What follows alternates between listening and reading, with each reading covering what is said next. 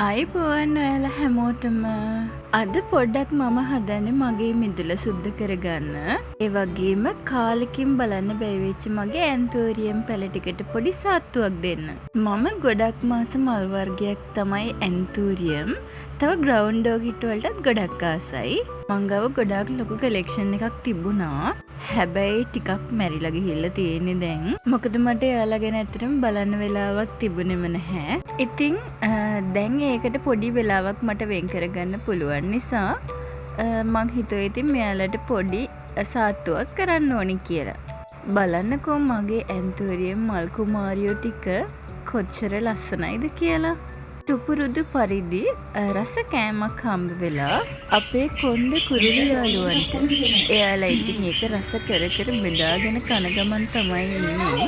ඇහෙනවනේ දෙසද්දේ. වතුරේ වැවෙන මානෙල්, නිල් මානෙල් ඒ වගේ පැල ಜಾති කීපයක් අපේ ගෙදර තියෙනවා.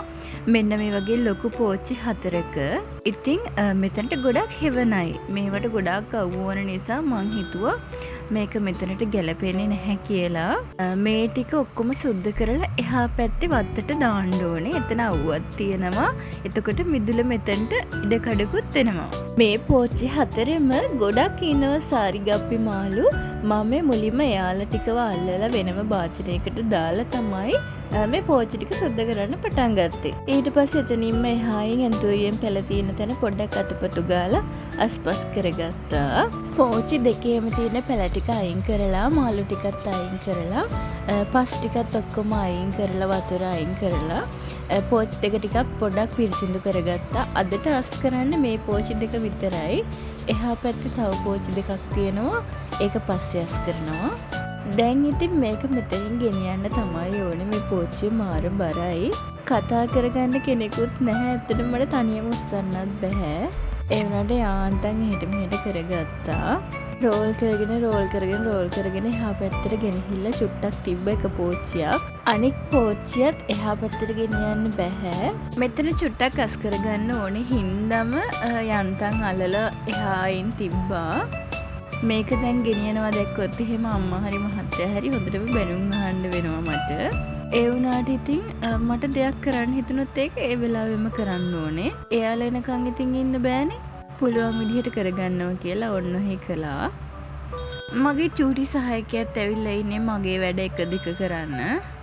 එහා ගෙදර නැන්දත් ඇවිල්ලා උදව් වෙන්න දැහුවා. මං ඉතින් එපා කිව්වා පවුනේ. අපි පොල් ගේන්නේ කඩෙන් නිසා ඇත්තටම පොල් එලි නැහැ.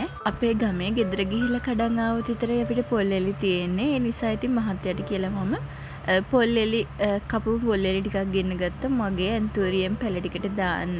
පේනව නේද දැන් අවුරුදු 2කමාරකින් විතර මෙයාලට සාත්තුවක් දීලා නෑ මම.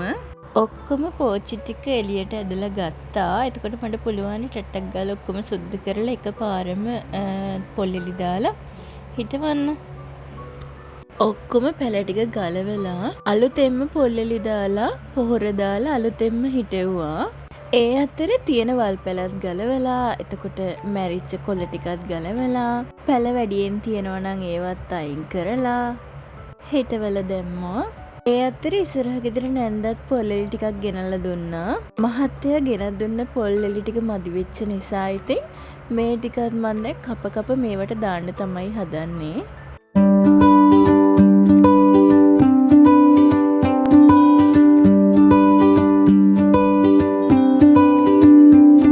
I saw you standing by the willow tree.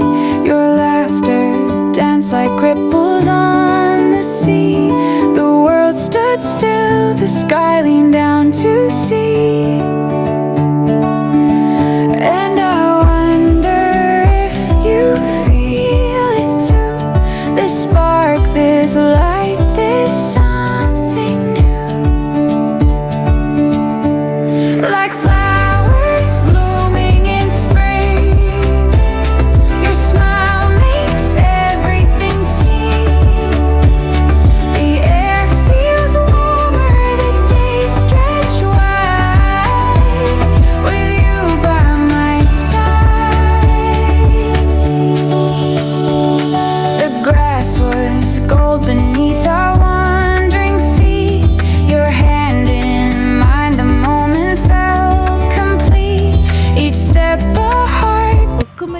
වෙලකට හිටවලා ඊට පස්සේ ඔස්මකොට් පොර ටිකක් දාලා මේ පැල ටිකට ඔක්කොටම වතුර දැම්මා.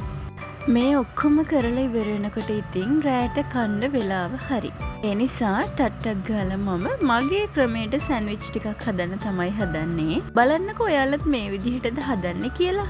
ඉක්මනට හදාගන්න ඕන නිසා අල ටික සුද්ධ කරලා පොඩි කෑලි වලට කැප්පුවා. එතකොට රයිස් කුකර් එකට දැම්මම ටක් ගාලා තැම්බෙනවා. වැඩේ හදිසි නිසා උණු වතුර ටිකකුත් රත් කරලා රයිස් කුකර් එකට දැම්මා. එතකොට වතුර රත් වෙනකන් ඉන්න ඕනේ නැහැනේ. ඊට පස්සේ ඒක තැම්බෙන්න තිබ්බා. මේකට අනිවාර්යයෙන්ම ලුණු චුට්ටකුත් දාන්න ඕනේ. අල ටික තැම්බෙන්න තියලා ටක් ගාලා අවු මිරිස් ටිකක් හීනියට ලියාගත්තා. කරපිංච කොළ ටිකකුත් හීනියට ලියාගත්තා. සමහරු නම් කරපිංච කොළ වලට කැමති නැහැ. ඉතින් ඒක තමන්ගේ කැමැත්ත පරිදි. ඊට පස්සේ ලුණු ගෙඩියක් ලියාගත්තා හොඳට හීනියට. ගොඩාක්ම චූටි කෑලි වලට කැපුවෙත් නැහැ. මොකද චුට්ටක් හැපෙන්න වගේ තමයි මම සෑන්ඩ්විච් එක හදන්නේ. කැරට් ගෙඩියක සුද්ධ කරලා අරගෙන පොඩියට මෙහෙම ග්‍රේට් කරගත්තා. මේ අතර ඉතින් ඔන්න අල ටික හොඳට තැම්බිලා තියෙන්නේ. මේ අල මිශ්‍රණයට සැමන් කෑලි ටිකක් එකතු කරගන්නවා. තම්බගත්ත බිත්තර දෙකකුත් එකතු කරගන්නවා. එතකොට අලයි සැමනුයි බිත්තරයි මේ ඔක්කොම පොඩි කරගන්නවා. හැබැයි මම ගොඩාක් පොඩියට පොඩි කරගන්නේ නැහැ. පොඩ්ඩක් කෑලි හිටින්න තමයි පොඩි කරගන්නේ. අපේ ගෙදර කන්නේ එහෙමයි. මෙන්න මේ පොඩි කරගත්ත මිශ්‍රණයට ඊට පස්සේ අපි දානවා අමු මිරිස් ටිකයි, කරපිංච ටිකයි, කැරට් ටිකයි, ලුණු ටිකයි. තව ටිකක් රස වෙන්නත් එක්ක චීස් කෑලි 2-3කුත් දාගන්නවා. අබ පේස්ට් එකකින් පොඩ්ඩකුත් මේකටම දාගන්නවා. ගෙදර ගෙනාවු බටර් ටිකක් තිබ්බා. බටර් හැඳි 2-3කුත් දාගත්තා. රස පදමට ගම්මිරිස් කුඩු ටිකකුයි ලුණු කුඩු චුට්ටකුයි එකතු කරගන්නවා. මේ ඔක්කොම ටික දාලා දැන් ඉතින් හොඳට අනාගන්න තමයි තියෙන්නේ. ඊට පස්සේ හදාගත්ත මේ මිශ්‍රණය සෑන්ඩ්විච් පාන් ටිකක් ගෙනල්ලා පුළුවන් තරම් පුරව ගන්නවා. මම මුලින්ම මේ සෑන්ඩ්විච් පාන් පෙත්තේ බටර් ගෑවේ නැහැ. මොකද ගොඩාක් ජාත් මේකට දාලානේ තියෙන්නේ.